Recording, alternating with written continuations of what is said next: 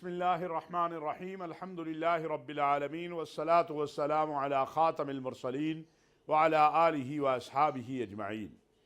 قال اللہ تبارک وتعالی فی القرآن الکریم واعتصموا بحبل اللہ جمیعا ولا تفرقوا صدق اللہ مولانا العظیم۔ واجب الاحترام ناظرین و سامعین، السلام علیکم ورحمۃ اللہ وبرکاتہ۔ ناظرین، محرم الحرام حرمت والا مہینہ ہے، نئے ہجری سال کا آغاز ہے۔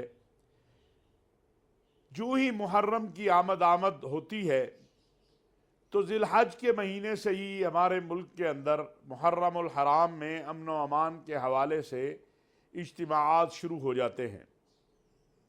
اگر آج سے چند دہائیاں پیچھے جائیں تو اس طرح کا کوئی مسئلہ درپیش نہیں تھا۔ ہمارے پڑوس میں ایک جنگ شروع ہوئی، ہمارے پڑوس میں اس جنگ کی جو شدت ہے وہ ہمارے ملک کے اندر آئی، اور 1900 اگر ہم یہ دیکھیں کہ 77 کے بعد پاکستان میں آہستہ آہستہ شدت اور انتہا پسندی نے اپنی جگہ بنانی شروع کی۔ 80 کی دہائی، 90 کی دہائی بڑی خوفناک تھی۔ شیعہ سنی کے نام پر گلے کاٹے گئے۔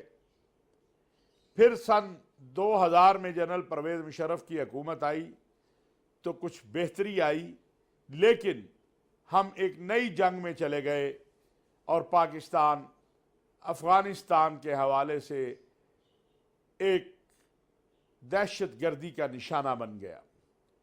پاکستان کی قوم نے اور فوج نے بہت قربانیاں دی۔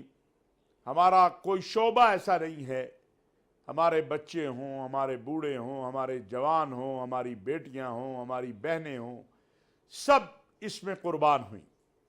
مجھے وہ قاریہ نہیں بھولتی جو پشاور کے بازار میں مٹھائی لینے گئی تھی کہ اس کے ہاں بچوں نے حفظ قرآن مکمل کیا تھا، اور وہ ان کے حفظ قرآن کی اختتامی تقریب کی طرف کے لیے مٹھائی لینے گئی اور خودکش حملے اور بم دھماکے کا نشانہ بن گئی۔ یہی وجہ ہے کہ ہم بہت زیادہ حساس ہوتے ہیں کہ ہمارا دشمن جو کبھی ہمیں لسانی بنیادوں پر تقسیم کرنا چاہتا ہے، کبھی ہمیں صوبائی بنیادوں پر، اور محرم میں اس کی کوشش ہوتی ہے کہ وہ ہمیں فرقہ وارانہ بنیادوں پر تقسیم کرے، تشدد کو ابھارے اور ملک کے اندر ایک نفرت کی فضا پیدا ہو۔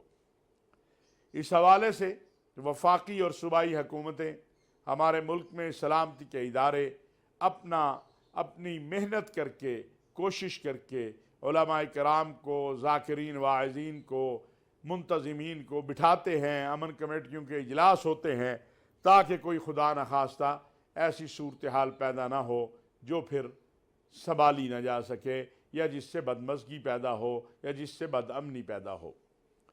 اس حوالے سے اسلامی نظریاتی کونسل میں گزشتہ ہفتے ایک بہت جامع اور اہم قیادت پر اجلاس ہوا، جس کا ضابطہ اخلاق اگر میں ایک لفظ میں بیان کروں تو وہ یہی ہے کہ اپنے مسلک کو چھوڑو نہیں، دوسرے کے مسلک کو چھیڑو نہیں۔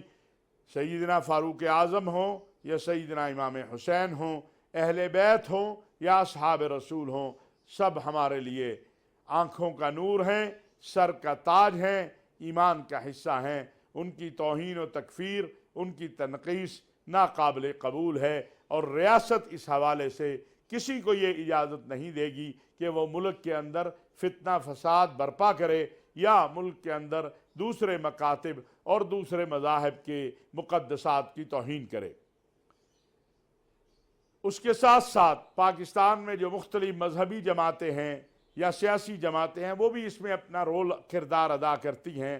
پاکستان علماء کونسل نے بھی پیغام پاکستان ضابطہ اخلاق کو از سر نو دہرایا ہے، اور لاہور میں وزیر اعلیٰ پنجاب محترمہ مریم نواز صاحبہ جو ہے، انہوں نے بھی اتحاد بین المسلمین کی کمیٹی کے اجلاس میں انہی چیزوں کو جو مسلسل ہم جو سبق ہمیں یاد ہے لیکن دہراتے رہتے ہیں کہ ایک دوسرے کے مقدسات کا، ایک دوسرے کے مکاتب کا، ایک دوسرے کی عزت آبرو کا احترام کرنا ہے، اسی سبق کو دہرایا اور اسی سبق کو یاد دلایا اور اسی پر علماء اور مشائخ نے بھی گفتگو کی۔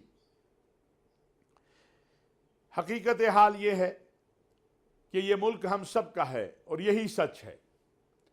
ہمیں یہاں پر امن و امان کے قیام کے لیے اپنے ملک کے سلامتی کے اداروں کے شانہ بشانہ کھڑے ہونا ہے۔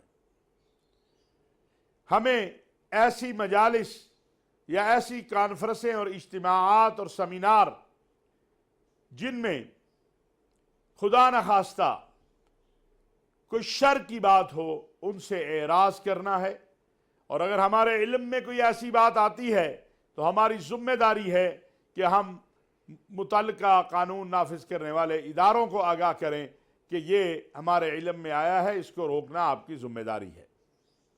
اگر ایسا ہو جاتا ہے اور ایسا ہم کر لیتے ہیں تو آپ یقین جانیے ہم ایک مکمل امن و امان کے ساتھ اس محرم کو گزاریں گے اور انشاءاللہ یہ گزرے گا۔ یاد رکھیے سیدنا امام حسین صرف مسلمانوں کے نہیں، انسانیت سے محبت کرنے والے اور ظلم کے خلاف آواز اٹھانے والے ہر شخص کے لیے وہ مشعل راہ ہیں۔ لہذا وہ جو کہا جاتا ہے نا، انسان کو بیدار تو ہو لینے دو، ہر قوم پکارے گی ہمارے ہیں حسین۔ سیدنا امام حسین نے جو درس دیا ہے اس درس پہ توجہ دینے کی ضرورت ہے، اس درس کو اختیار کرنے کی ضرورت ہے کہ ظلم و جبر ہو، استبداد ہو، اس کے سامنے کھڑا ہونا ہے، اس کے سامنے جھکنا نہیں ہے۔ اگر میدان جہاد ہے، تیر برس رہے ہیں، نیزے مارے جا رہے ہیں، وقت نماز ہے تو نماز کو چھوڑنا نہیں ہے بلکہ اپنے رب کے سامنے اللہ اکبر کہہ کے سربست سجود ہو جانا ہے۔ میری تمام پاکستانیوں سے یہ گزارش ہے کہ وہ محرم کے ان ایام میں جو حرمت والے مہینے ہیں اپنے دلوں میں نرمی پیدا کریں، اس شدت اور انتہا پسندی کے خاتمے کی طرف قدم بڑھائیں جس نے بھائی کو بھائی سے دور کر دیا ہے، جس نے پڑوسی کو پڑوسی سے دور کر دیا ہے۔ ہم ایک وطن میں ایک پرچم کے نیچے رہنے والے ہیں۔ یہاں شیعہ نے بھی رہنا ہے، یہاں سنی نے بھی رہنا ہے، یہاں بریلوی نے بھی رہنا ہے، یہاں دیوبندی نے بھی رہنا ہے، اور سب کی ذمہ داری ہے کہ ایک دوسرے کو قبول کریں، ایک دوسرے کے ساتھ مل کر چلیں، ایک دوسرے کے معاون و مددگار بنیں۔ یہاں پر رہنے والے مختلف مذاہب اور مسالک کے لوگ نہ اپنا مذہب تبدیل کر سکتے ہیں نہ اپنا مسلک تبدیل کر سکتے ہیں۔ اگر میں یہ سمجھوں یا کوئی یہ سمجھے کہ طاقت کے بل بوتے کے اوپر ہم کسی سے اس کا مسلک چھین لیں گے یا اس کا مذہب چھین لیں گے تو اس کی اسلام اجازت نہیں دیتا۔ اسلام نے کہا ہے، قرآن نے کہا ہے کہ لا اکراہ فی الدین، دین میں تو جبر نہیں ہے۔ میرے آقا علیہ السلام کے دور میں مدینہ منورہ میں کفار بھی رہتے تھے، ان کے حقوق کا تحفظ کیا جاتا تھا۔ سیدنا عمر بن خطاب کے دور میں جو کفار، خواہ وہ مسیحی تھے، یہودی تھے یا کوئی بھی تھا، اگر کوئی وہ مدینہ منورہ میں تجارت کے لیے آیا یا ویسے وہاں اس کا مسکن تھا، اس کے حقوق کا خیال کیا گیا، حتیٰ کہ جو آپ سیدنا عمر بن خطاب رضی اللہ تعالیٰ عنہ کا قاتل ہے، ابو لؤلؤ مجوسی، ایک آگ کا پجاری، آگ کو پوجنے والا، اس کے بھی حق کا خیال رکھا گیا۔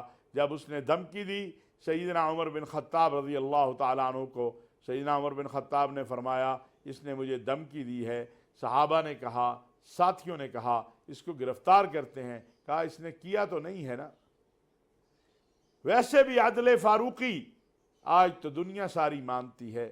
آئیے ان دنوں میں ایک دوسرے کے ساتھ اللہ کے اس حکم کے مطابق کہ وَاعْتَصِمُوا بِحَبْلِ اللَّهِ جَمِيعًا وَلَا تَفَرَّقُوا، ایک دوسرے کے معاون و مددگار بنے۔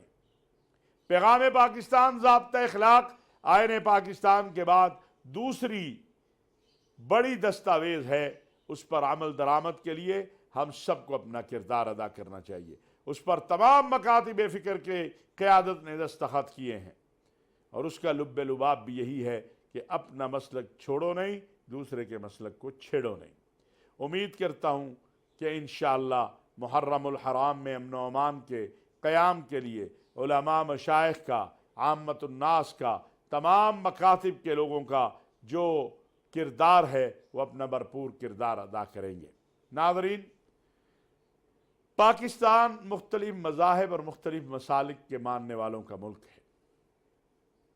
پاکستان میں سکھ مذہب کے یا سکھ کمیونٹی کے مقدس ترین مقامات ہیں،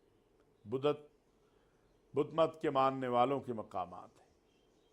پاکستانی بہت بڑی تعداد میں عمرے پہ جاتے ہیں، حج پہ جاتے ہیں۔ اسی تناظر میں پاکستان میں انٹرنیشنل ریلیجیس ٹورزم فورم نے ایک نمائش کا جو ہے وہ آغاز کیا۔ اس نمائش کو انٹرنیشنل ریلیجیس ٹورزم کے تحت منعقد کیا گیا۔ وفاقی وزیر مذہبی امور و بین المذاہب ہمانگی جناب چودھری سالک حسین نے اس کا افتتاح کیا۔ تقریباً 56 کے قریب دنیا کی بڑی کمپنیاں اور بڑے ہوٹلز یا بڑے ٹورزم کے ادارے، ان کے نمائندے اس نمائش کے لیے پاکستان آئے ہوئے ہیں۔ میں سمجھتا ہوں یہ پاکستان کی بہت بڑی کامیابی ہے، اور یہ پرائیویٹ سیکٹر کی بہت بڑی کامیابی ہے کہ جنہوں نے اس کو آرگنائز کیا ہے۔ حکومت تو اپنے تعاون کا ہر ممکن یقین دلاتی رہتی ہے، اور دلانا بھی چاہیے۔ میں اس انٹرنیشنل ریلیجیس ٹورزم فورم کے جو ذمہ داران ہیں، اور بالخصوص پاکستان میں محترم جناب امین اللہ صاحب نے جو اس کے انتظامات کیے ہیں، ان کو بھی مبارکباد دیتا ہوں، اور یہ بات کہنا چاہتا ہوں کہ پاکستان سے جو ہمارے حجاج یا عمرہ کرنے والے جاتے ہیں، ان کے لیے سہولتیں پیدا کرنا اور ان کے لیے کوشش کرنا، اگر اس کے لیے کوئی کوشش کرتا ہے تو بلا شبہ ہم اس کے ممنون ہیں۔ اور اس طرح جو پاکستان میں ٹورزم کے لیے آتے ہیں، اگر ان کے لیے یہاں سہولتیں پیدا ہوتی ہیں یا ان کو آرگنائز کیا جاتا ہے تو یہ بھی قابل تحسین ہے۔ مل کر ہم نے پاکستان کو مضبوط بنانا ہے اور پاکستان کو آگے لے کے جانا ہے۔ پاکستان کا جو عالمی مقام ہے دنیا میں، اس کو اور بڑھانا ہے، اور یہ جو بین المذاہب سیاحت ہے یا مذہبی سیاحت کے حوالے سے کوششیں ہیں، بلا شبہ قابل تحسین ہیں اور ان کی قدر کی جانی چاہیے۔ وما علینا الا البلاغ المبین۔